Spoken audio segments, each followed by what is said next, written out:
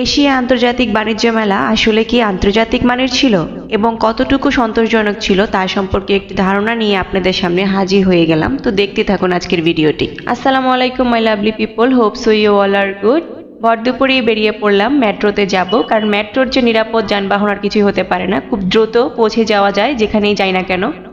যদিও আজকে শনিবার ছিল, বাট মোটামুটি ভিড় ছিল, তারপরও আমরা খুব তাড়াতাড়ি টিকিটটা কাটতে পারি। আর এমনিতেও আজকে লাস্ট ডে ছিল আন্তর্জাতিক বাণিজ্য মেলা, এশিয়া আন্তর্জাতিক বাণিজ্য মেলা। আমি বারবার এই কথাটা মুখ দিয়ে আসি, কারণ আমরা বরাবরই আন্তর্জাতিক বাণিজ্য মেলা দেখে এসেছি। যদিও আমাদের এই দেশে এটা নতুন ছিল, এশিয়া আন্তর্জাতিক বাণিজ্য মেলার উদ্যোগটাই প্রথমবার নেওয়া হয়েছে। আর আজকে লাস্ট ডে বিধায় আমি আর লেট করতে চাইনি। একবার ভেবেছিলাম গতকাল ফ্রাইডে ছিল, অফ ডে ছিল, গতকাল যাব, বাট ফ্রাইডেতে একটু ভিড় বেশি থাকে, একটু হ্যাসেল বেশি হয়, যার কারণে আমি আজকের দিনটা চুজ করি। বলতে বলতে চলে এলাম আগারগাঁও স্টেশনে। আগারগাঁও স্টেশনে এসে আমাদেরকে রিক্সা নিতে হবে মেলায় পৌঁছানোর জন্য। আসলে এখানে আমরা একটা ছোটোখাটো বোকামি করেছি। আমাদের উচিত ছিল বিজয় সরণির টিকিট কাটা, যেহেতু মেলাটা হচ্ছে চীন মৈত্রী সম্মেলনে, সেটা বিজয় সরণি থেকে অনেক কাছাকাছি, আগারগাঁও থেকে একটু দূরে হয়ে যায়। যাই হোক, আমরা কথা বলতে বলতে পৌঁছে গেলাম অবশেষে মেলার জায়গাতে। এসেই দেখতে পেলাম যে এবার আসলে মেলার আয়োজনটা সেট করা হয়েছে চীন মৈত্রী সম্মেলনের ভিতরের জায়গাটাতে। তো আমার কাছে মোটামুটি মনে হয়েছে যে এবার একটু ক্ষুদ্র পরিসরে করা হচ্ছে। তাই এখান থেকে টিকিট কেটে আমরা ভিতরে চলে গেলাম। ভিতরে গেতেও তেমন বেশি ভিড় আমার কাছে মনে হয়নি, আস্তে আস্তে ভিড় শুরু হচ্ছিল, আমরা একটু আগে আগে চলে আসার কারণে ভিড় তেমনটা পাইনি। এখানে লাইনে লাইনে অনেকগুলো দোকান সাজানো ছিল। প্রথমে আমরা কিছু ছোটোখাটো কমন যে দোকানগুলো থাকে মেলাতে আমরা বরাবরই দেখতে পাই। কিছু ধরেন ফিক্সড প্রাইজের দোকান ছিল, কিছু পাকিস্তানি ইন্ডিয়ান স্টল মিক্স ছিল। এই পাশটাতে দেখলাম যে একটা পাকিস্তানি কাশ্মীরি যে শল আর ড্রেসের যে ড্রেস থাকে সেই ড্রেসগুলো ছিল। আমরা মোটামুটি চারপাশে দেখলাম যে কাশ্মীরি যে শাল ওলের ড্রেসগুলো একটু বেশি ছিল। ইন্ডিয়ান প্রোডাক্টগুলো তেমন দেখতে পাইনি, পাকিস্তানি ড্রেস প্লাস হচ্ছে আমাদের দেশীয় কিছু পণ্য ছিল। এখানে একটা অফার চলছিল কিসের জন্য আমার খুব ইন্টারেস্ট ছিল না, তাই আমি তেমন একটা গুরুত্ব দেইনি, আমি সামনে চলে যাই। এদিকে মেয়েদের কিছু অ্যাসেসরিজ, কসমেটিক্স আর জুয়েলারিস বিক্রি করছিল। বাট আমি যা দেখলাম যে এইখানে তুলনামূলক প্রাইস অনেক বেশি হাই ছিল, যা আমার কাছে একটু অবাক লেগেছে। সেম জিনিস আমরা অন্য দোকানে পাই অনেক চিপ প্রাইসে, আর সেগুলো সেম কোয়ালিটির হয়ে থাকে। তাই আমি আগে বাছাই করে দেখছিলাম নিব কি নিব না। পরে মনে হলো যে সেম জিনিস যখন আমি অন্য জায়গা থেকে নিতে পারবো কম প্রাইসে, তাহলে আমি এখান থেকে কেন নিব, তাই না? তারা বিভিন্ন ধরনের প্রাইস ট্যাগ লাগিয়ে রেখেছে, যা দেখে আমার খুব হাস্যকর লাগলো যে এই সিম্পল সিম্পল জিনিসগুলোর এত হাই রেঞ্জ। পাশে আরেকটা দোকান ছিল, সেখানে কিছু অ্যাক্সেসরিজ বিক্রি করছিল।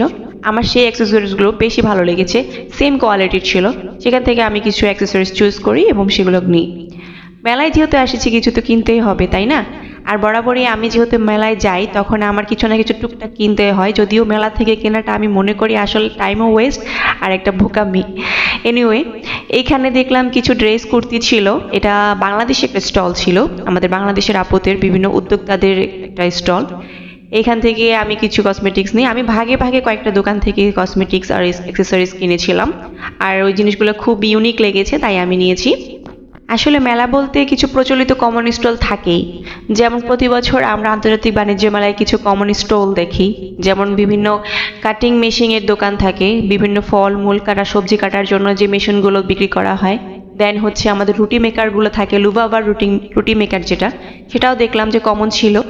এরই মাঝে কিছু খাবার স্টল দেখলাম, বাট খাবারগুলো আমার কাছে ফ্রেশ লাগেনি, তাই আমরা বাহিরে চলে যাই, কারণ ভিতরটা খুব বেশি আমার কাছে গরম আর ভ্যাপসা লাগছিল। বাইরে এসে এখানে একটু চীন মৈত্রী সম্মেলনের একটু আশেপাশে ঘুরছিলাম। এখানে অন্যান্য কিছু অফিসিয়াল মানুষ ছিল, তাদের নিশ্চয়ই কোনো আয়োজন চলছিল, মিটিং চলছিল, প্রেস কনফারেন্স টাইপের। এখানে দাঁড়িয়ে কিছু ছবি তুলি।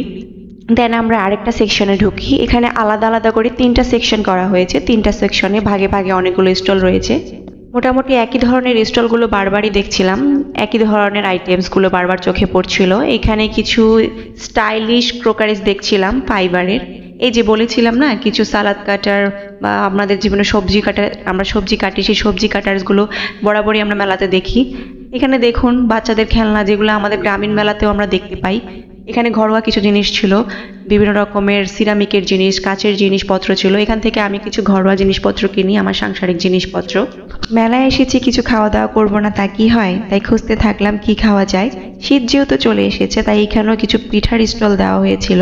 এখানে অনেক রকমের পিঠা ছিল, বাট পিঠাগুলো খোলামেলা হওয়াতে আমি ওগুলো ট্রাই করতে চাইনি। এখানে দুইটা পিঠা আমার কাছে ভালো লেগেছে, একটা ছিল পাটিসাপটা, আর একটার নাম আসলে আমার মনে নেই কি খেয়েছিলাম, বাট প্রাইস অনেক বেশি ছিল। ট্রাস্ট মি, অন্যান্য জায়গা থেকে আমরা পিঠা খেলে আরও কম প্রাইসে সেম পিঠাই আমরা খেতে পারি। কথা বলতে বলতে এখানে আবার একটা পেস্ট্রির দোকানে চলে আসলাম। আমি যেহেতু পেস্ট্রি লাভার, তাই একটা পেস্ট্রিও ট্রাই করলাম। মোটামুটি এখানে আশেপাশে অনেকগুলো ফুড স্টল ছিল। ফুড স্টলগুলোতে স্ন্যাক্স থেকে শুরু করে সুইট টাইপের সব রকমের আইটেমই ছিল। প্রত্যেকটা আইটেমই আমার কাছে প্রাইস অনেক বেশি মনে হয়েছে। মোট কথা বলতে গেলে পুরা মেলাতেই আমার কাছে মনে হয়েছে তারা লাস্ট ডে হিসাবে প্রাইস অনেক বেশি রেখেছে, আর বিক্রেতাদের ব্যবহারও তেমন একটা সন্তোষজনক ছিল না। তারা বিক্রয় করার জন্য কোনো ইন্টারেস্ট দেখায়নি। অন্যান্য সময় মেলাতে আমরা যা দেখতে পাই তাদের উপস্থাপনা অনেক সুন্দর থাকে, এই মেলায় আমি তা দেখতে পাইনি। এই ছিল এশিয়া আন্তর্জাতিক বাণিজ্য মেলার অভিজ্ঞতা। তো ভিডিওটি ভালো লাগলে অবশ্যই লাইক ফলো করবেন, আমার পেজের পাশে থাকবেন। আল্লাহ হাফেজ।